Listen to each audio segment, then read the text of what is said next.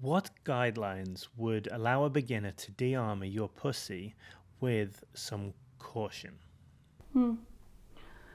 Yeah, and if someone is dearmouring my pussy and it's the first thing they do, it's also good to agree on some kind of code word. If it becomes too much, you can always stop.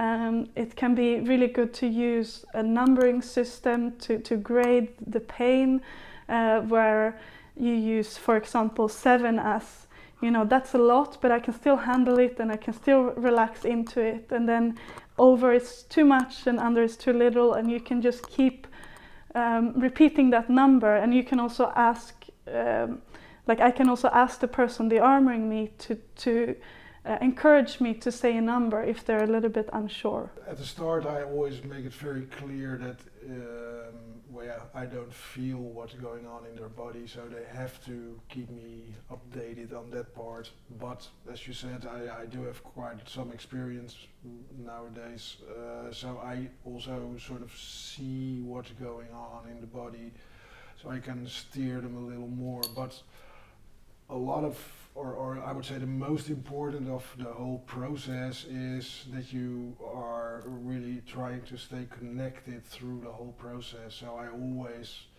tell them that they should look me in the eyes at all times. So also when I see them doze off or close their eyes to try to get away from the pain, for example, that's something that we humans try to do.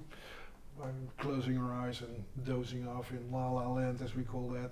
I just bring them back by talking to them, like, hey, look in my eyes, stay with me. And so in that way I really keep them present with me, but don't let them do anything more than that, so they are still able to surrender to what I do to them, but I keep them present. That's the most important, I think, in the whole process.